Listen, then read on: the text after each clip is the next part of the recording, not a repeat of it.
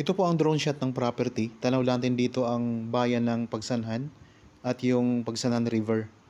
Mula dito sa taas, matatanaw natin yung kalsada at ito yung building na kasama sa property. Isa po itong mga kaprops, resto bar. Tapos mayroon siyang view deck. Tanaw natin ang buong o yung view ng Laguna Lake. Pati yung mga mountain views mga kaprops. Tabing kalsada lang po. Ayan po ang kalsada mga kaprops. Papunta po yan ng Cavinti, tapos sa kaliwa papuntang town proper ng Pagsanhan. Tara, puntahan na po natin ang baba mga kaprops. Hello po mga kaprops. Dito tayo ngayon sa isang property na for sale sa bayan po ng Cavinti, Laguna. Isa itong farmhouse mga kaprops na mayroon ng building. Pwede po sa staycation, tapos pwede rin po sa Airbnb mga kaprops to. Meron itong overlooking views. Tanaw natin ang Laguna Lake dito. Yan, ito yung mga tanim sa palibot ng property mga kaprops. Kunting development lang po ang kailangan dito. Daming mga prutas, may mga rambutan, mga santol, may mangga, marami ding mga puno ng niyog. At ang kagandahan po mga kaprops, ito ay tabing kalsada lang po, tabing main road. Ang direksyon na yan, papunta po yan sa town proper ng Cavinti. Tapos ang kaliwa naman mga kaprops, papunta yan sa town proper ng Pagsanhan. Malapit na din po ito sa Pagsanhan. Nasa ano lang to mga kaprops, mga estimated 6 minutes travel time. Tapos papunta naman po sa town proper ng Cavinti, mga halos pareho lang po mga kaprops, mga 6 to 7 minutes travel time lang din po. Dito sa part ng property, ayan, medyo pa-slow po siya, pero tingnan nyo po, pasok na po dito ang sasakyan. Ayan, diretso po doon mga kaprops sa parking area. So dito muna tayo mauna sa kalsada. Puntahan natin yung kalsada. Bali, ito mga kaprops, ginawa itong view deck kasi napakaganda ng view dito. Mamaya ipakita ko sa inyo ang view na matatanaw natin mula doon sa building, sa ginagawa nilang view deck mga kaprops. So ang property na ito ay malapit lang din po sa Pagsanhan Falls. Tapos dito sa Cavinti ay tourist spot na rin po ito. So nagbo-boom na po ditong turismo sa Cavinti, Laguna mga kaprops. Marami ng mga tinatayo ng mga establishment, mga business establishment. Lalo na pag binabaybay mo tong kalsadan to, diretso doon sa Cavinti, may mga establishment na po dyan na tinatayo. Tapos ito naman po ay papunta sa town proper ng Pagsanhan naman yan mga kaprops.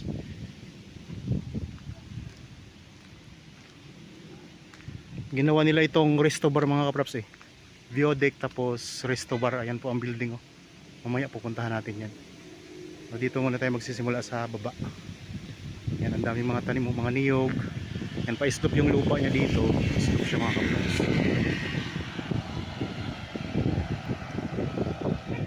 Ang sukat ng property ay 17,743 square meters. Na ito na po yung main road. Highway po ito. Itong kalsada pala na to, diretso po yan sa town proper ng Cavinti, tapos papunta po sa Luisiana, papunta sa Lucban, Quezon. Ito, pwede tayong dumaan dito mga kaprops. Busy po tong kalsada na to. Tapos ito yung papunta sa Pagsanhan. Ito yung property mga kaprops. Okay, tara, punta na tayo doon sa building para makita natin kung gaano kaganda doon sa taas. Nakaka-relax. Ang isa pa dito mga kaprops ay ang lamig po ng klima dito sa Cavinti. Mataas na lugar po kasi ito. Ang dokumento pala nito mga kaprops ay tax deck, pero ito ay ready to title na, kaya mabilis na po ito mga kaprops. Kung sakaling mabili nyo, papatitulahan nyo na lang agad. Yan, dito ang daming mga tanim mo. Ang presyo nito ay makikita nyo sa description box at sa title ng video. Ang sukat ng building na pupuntahan natin ay 220 square meters. Yun yung buong sukat niya. Yan, tingnan nyo, simentado yung kalsada o yung daanan papunta doon sa building. Tapos po, malaki siya, malawak. Two-way ito mga kaprops. Pwedeng magsalubong dito ang dalawang sasakyan. Sa gilid ng kalsada ng daanan, mayroong mga halaman na nakatanim. Yan. Geodeck talaga yan mga kaprops, yung building na yan. Tapos may mga kwarto po yan, may 4 yata na kwarto yan. Titingnan natin kung ilang kwarto talaga, i-confirm natin.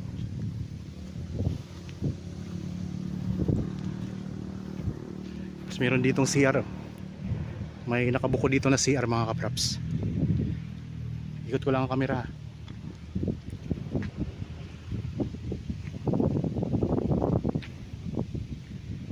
Daming puno. Yan, may puno din ng mangga.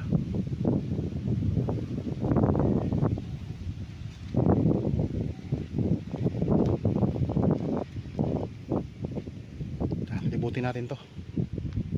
So bago tayo lumibot, puntahan muna natin tong building na to. Tingnan din natin taas niyan. Ayan o. Tapos meron kayo dito isang kubo na maliit.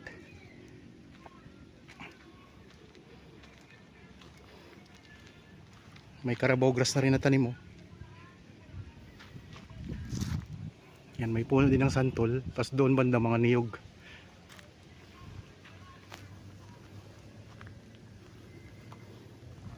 Ganda ng view dito mga kaprops.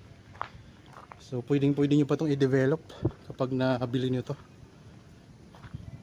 Tanaw natin dito yung Pagsanhan River mga kaprops. Pati yung tulay ng Pagsanhan, tanaw din natin dito. Yan. Ito yung overlooking view dito. Ayan o. So tanaw natin yung Laguna Lake. So nasa mataas po tayo na lugar mga kaprops. Lalo na doon sa building, sa taas ng building, sa geodeck mismo. Talagang tanaw na natin dito. Tapos yan lang po ang kalsada oh. Yan na po yung highway na yan, papunta sa Pagsanhan. Okay, punta na tayo doon sa building mga kaprops.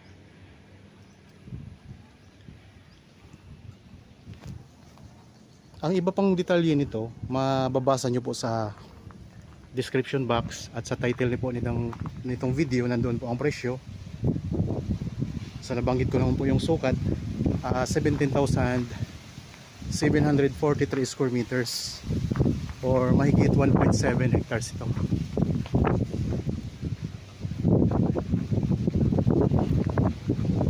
Ito yung harap ng view deck mga kaprops. Ayan na, view deck talaga siya.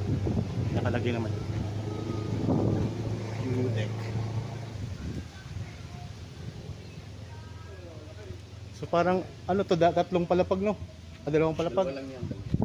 Dalawang palapag. Ito yung ground floor. Yan. 220 square meters ang kabuuang sukat nito. Itong building na to mga kaprops. Yan. Dito sa baba mayroong dalawang kwarto. Yan. So yung dalawang kwarto sa baba mga kaprops. So, i-improve nyo lang po ito kung sakaling mabili nyo ito mga kaprops. Tapos dito sa gilid ng bahay, ayan o. Dami ding mga tanim. Yan, mga niyog. Ito may durian. May durian, may santol. At marami pang ibang mga prutas. Ito yung part na ito, pa-slope siya. Pa-slope siya doon. Yan. Banayad lang po siya na slope mga kaprops. Pwede tayong umakyat sa taas? Kuya, pwede umakyat sa taas? Sige, okay lang. May terrace dito.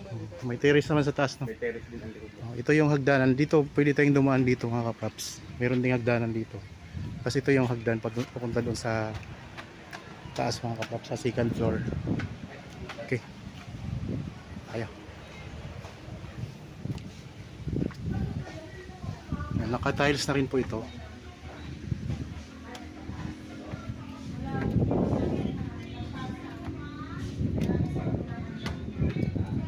Ito, kwarto din to. Kwarto din po ito. Ito, may isa pang kwarto pala dito mga kaprops. Tapos, ito yung CR. May CR na rin po dito. Ito naman yung kusina.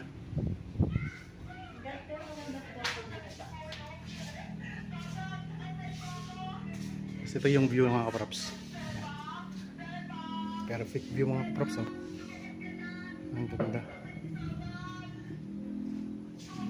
Yan, labas tayo ng konti.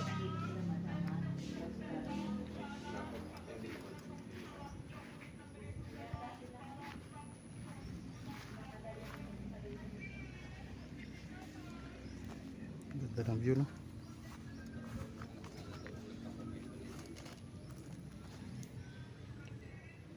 Ito yung building.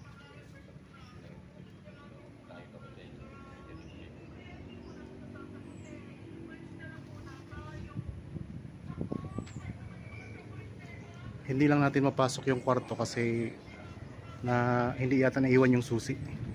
So dito lang po tayo sa mga kaprops, sa mga pwede natin mapuntahan. Yan, ikot ko lang ang camera uli. So mula dito mga kaprops, ayan po ang Pagsanhan River. Pagsanhan River yan, maraming dyan, nagbabangka, namamangka, mga turista. Ayan. Tapos tanaw din natin dito yung tulay ng Pagsanhan. Ayun mga kaprops, ang tulay ng Pagsanhan. Oh. Ayun po. Oops, blurred. Yan mga kaprops, ang tulay ng Pagsanhan. Tanaw natin dito. I-zoom ko lang. Yan ang tulay mga kaprops ng Pagsanhan. Ganda. Tapos bayan na po yan mismo ng Pagsanhan mga kaprops. Yan, Laguna Lake. Ng Laguna Lake. Ganyan siya mga kaprops. Diyan kasi sa baba nito, sa pinakababa nito, ilog na po yan. Ayun ang karugtong nyo. Okay, punta naman tayo sa nito, sa third floor. Punta na po ka doon sa taas.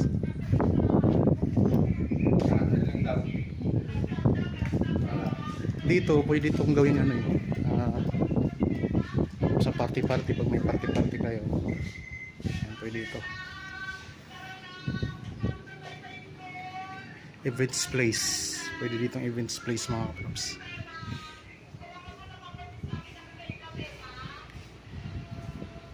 Yan, naka-tiles na rin po yan.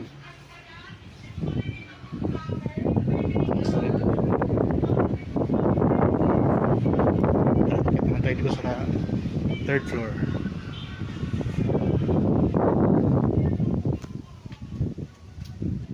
Dito naman sa kabila ay ito naman yung view natin. Mountain view naman dito. Ayan o.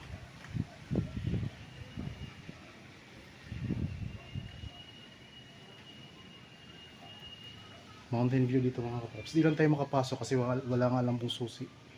Kaya hanggang dito lang tayo. May mga kwarto po kasi dito na pwede nga ito sa staycation. Tapos Airbnb mga kaprops na business. Pwede dito. Yan o. Ito yung natin.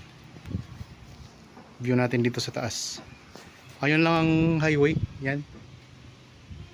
Yan na yung pinanggalingan natin kanina bago tayo pumunta dito. Ganda. Baba tayo, ikutin natin yung iba pang part ng property. Kasi 17,743 square meters ito. 1.7 hectares mahigit.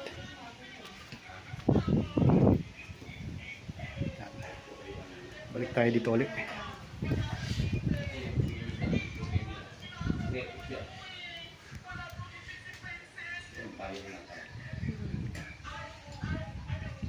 Ganda ng view mga kaprops. Oh. Ikot tayo dito. Dito tayo sa may likuran ngayon ng bahay. So dito, pa-slope na po yan dito. Dito ay malawak-lawak din po yung patag na parte ng lupa. Yan, may mga puno ng santol, daming santol. May bakod na rin po pala ito mga kaprops. Ayan, may bakod na po siya na ang poste ay semento. So hanggang ang boundary nito, hanggang dyan sa may mga bakod na yan. Sa mga bakod na yan, yung hawa na to, ito na yung sakop ng property. Yung malinis na to. Meron din ditong good lumber, oh. Tapos mayroong mga puno ng mangga. Yan, meron pa ditong isang puno na di ko alam kung anong puno ito, pero comment nyo lang po kung sakaling alam nyo ang puno na ito, kung ano to. Yan, paki-comment na lang po dyan sa comment section kung anong tawag sa punong ito. Yan, ito yung pinaka corner ng property mga kaprops. Ayan, corner na po yan. Mayroong puno ng mangga dito. Yan. So ang kagandahan nito, nilinis po ito ng caretaker mga kaprops. Malinis na siya, hindi siya masukal. Yan, may mga santol, mga saging, iba't ibang mga puno din meron dito.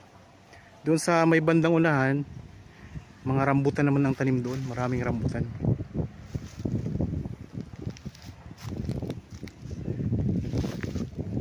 Ayan yung building mga kaprops.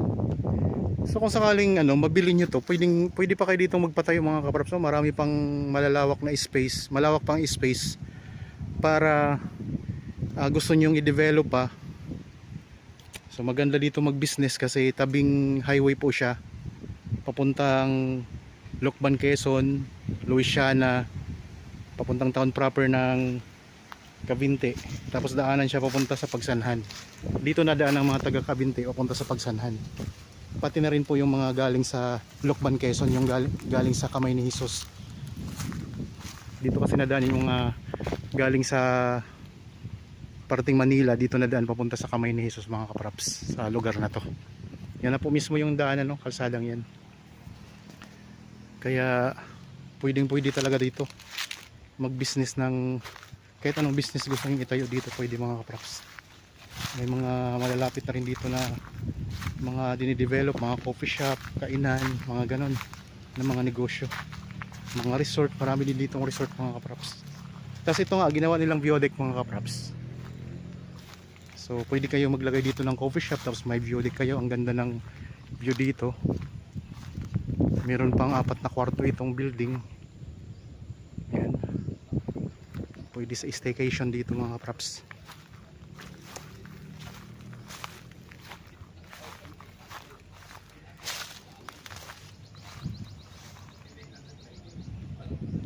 Tanaw natin dito, ang ganda ng view dito.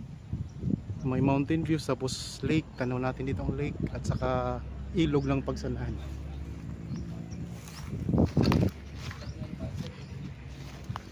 Sa likurang bahagi ng property yan. Napakalanda talaga.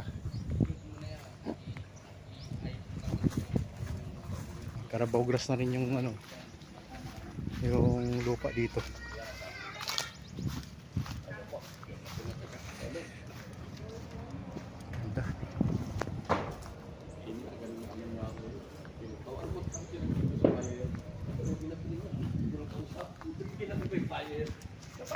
Tapos dito mayroong puno ng akasya. Yan, may akasya dito sa may likuran.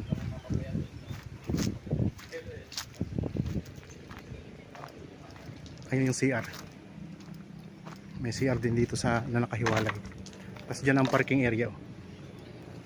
Yan mga kaprops.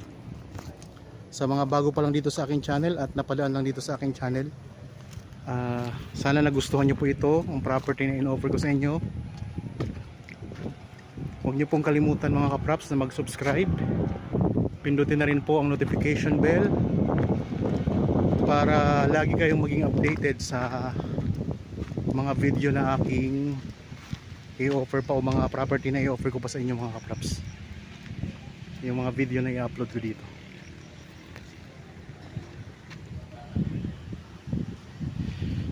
Ganda dito.